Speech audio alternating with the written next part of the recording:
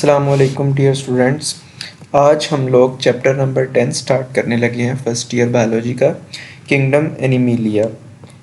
जैसा कि आप लोग जानते हैं, किंगडम एनिमिलिया के अंदर तमाम एनिमल्स जो इस दुनिया के अंदर पाए जा रहे हैं वो तमाम एनिमल्स किंगडम एनिमिलिया के अंदर इंक्लूड किए गए हैं। अब जो एनिमिलिया वर्ड है ये लैटिन वर्ड से ड्राइव हुआ है, जिसके मीनिंग है ब्रीथ और सोल, मतलब सांस लेना या रूह, उसके ये मीनिंग इसका निकला है। अब हम आगे मूव करते हैं इसके मीनिंग देखने के बाद। सबसे पहले अगर हम आप देखें, आपकी बुक पे भी यूज़ किया गया ट्रेडिशनल टू किंगडम सिस्टम का word. Traditional two kingdom system का मतलब ये है कि जो स्टार्ट में टू किंगडम सिस्टम पाया जा रहा था उसके अकॉर्डिंग ये बात हो रही है।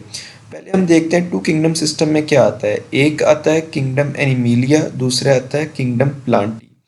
अब किंगडम एनिमिलिया के अंदर हम देखते हैं कि पहले जब टू किंगडम सिस्टम था तो इसमें ऑर्गेनिजम्स को किस तरह डिवाइड किया गया था। ऑर्गेनिजम्स को टू सब ग्रुप्स में डिवाइड किया गया था। एक था मेटाजोआ, दूसरा था प्रोटोजोआ। जो मेटाजोआ था इसके अंदर तमाम मल्टीसेलुलर एनिमल्स को रखा गया था। जो प्रोटोजोआ था ग्रुप, इसके अंदर तमाम वन सेल्ड या आप कह सकते हैं यूनिसेलुलर ऑर्गेनिज्म को रखा गया था और इसके अंदर मल्टीसेलुलर ऑर्गेनिजम्स को रखा गया था।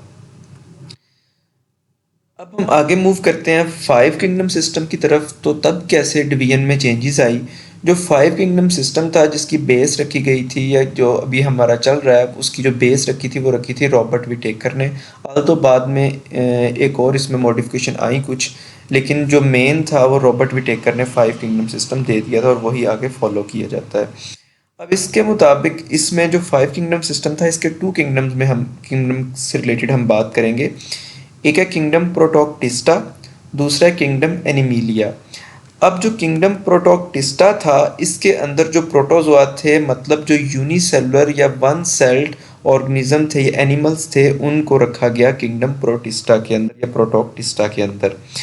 अब जो इसके अलावा मल्टीसेलुलर ऑर्गेनिजम्स थे उनको किंगडम एनिमिलिया के अंदर रखा गया। इसमें मल्टीसेलुलर ऑर्गेनिजम्स आ गए सारे जो मेटाजोआ में थे। उसके अलावा डिप्लॉयड यूकैरियोटिक आ गए।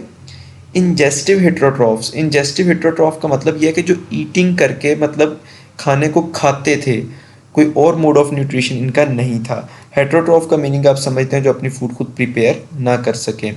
और ये डेवलप होते थे हमेशा टू हैप्लॉइड गमीट से। एक लार्ज एग होता है और दूसरा एक स्मॉलर स्पर्म, उनकी फ्यूजन होती है तो उसके बाद ये ऑर्गेनिजम्स बनते थे। अब अगर हम देखें, ये इसका स्टार्ट में थोड़ा इंट्रोडक्शन है किस तरह इस किंगडम का आगाज़ हुआ। उसके बाद अगर आप देखें, आपके पहले ही पेज के ऊपर आपकी बुक में ये एक फ़्लो शीट नज़र आएगी आपको।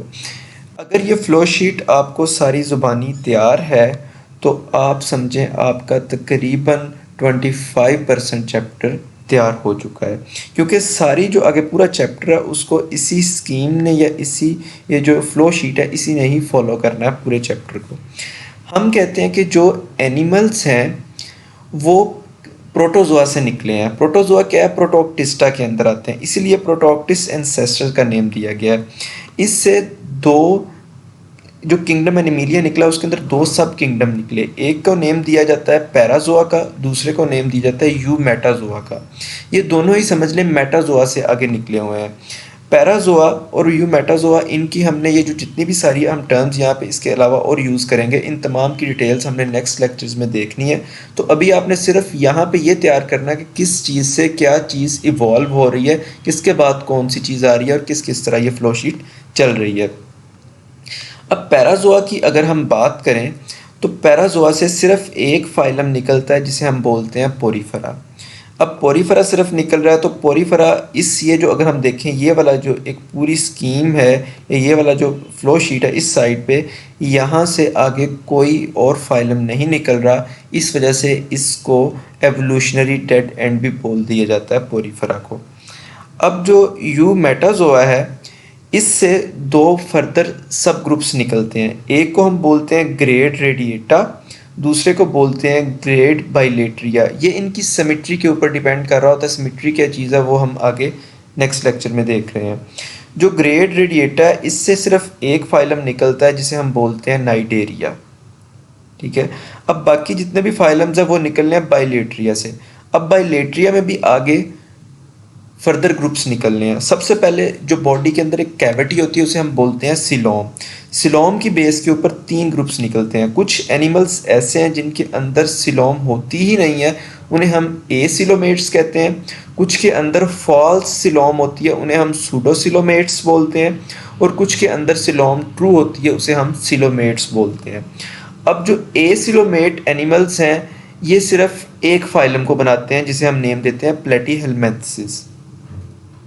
उसके बाद जो सूडोसिलोमेट्स हैं वो भी एक ही फाइलम को बनाते हैं जो इस बुक में लिखा गया है नीमाटोडा।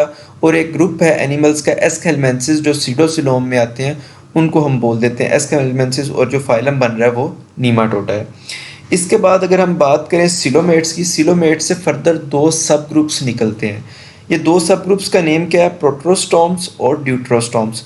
प्रोट्रोस्टोम्स और ड्यूट्रोस्टोम्स में क्या डिफरेंस है ये आगे सेकंड या थर्ड लेक्चर के अंदर पूरा डिटेल में इन दोनों का डिफरेंस क्लियर सामने आ जाएगा। अब जो प्रोट्रोस्टोम है इससे 3 फाइलम्स निकलते हैं, phylum Mollusca, arthropoda and Annelida, ये 3 निकल रहे हैं। और जो ड्यूट्रोस्टोम है इससे भी 3 फाइलम निकल रहे हैं, एक इकाइनोडर्मेटा, दूसरा हेमिकॉर्डेट और तीसरा कॉर्डेट। कॉर्डेट्स में तमाम वर्टिब्रेट्स आ जाते हैं और जो हेमिकॉर्डेट्स हैं ये इन बिटवीन होते हैं वर्टिब्रेट्स और इनवर्टिब्रेट के, इनको इनवर्टिब्रेट ही कंसीडर किया जाता है। अब यहाँ पे एक और चीज़, हमने टोटल फाइलम कितने पढ़े हैं? 1 2 3 4 5 6 7 8 9 एंड 10। इस चैप्टर के अंदर 10 फाइलम दिए गए हैं। उसमें से सिर्फ जो एक ये कॉर्डेट है ये वर्टिब्रेट वाला है, बाकी तमाम जो 9 आपने फाइलम्स पढ़े हैं वो तमाम इनवर्टिब्रेट्स हैं। इस लेक्चर में आपने बाकी चीज़ों के साथ साथ इस फ्लो शीट को अपनी फिंगर टिप्स के ऊपर तैयार कर लेना है ताकि आपको नेक्स्ट लेक्चर्स में या पूरा चैप्टर पढ़ते हुए कहीं पे भी किसी किस्म का इशू ना आए। मिलते हैं एक और लेक्चर के साथ। Thank you so much.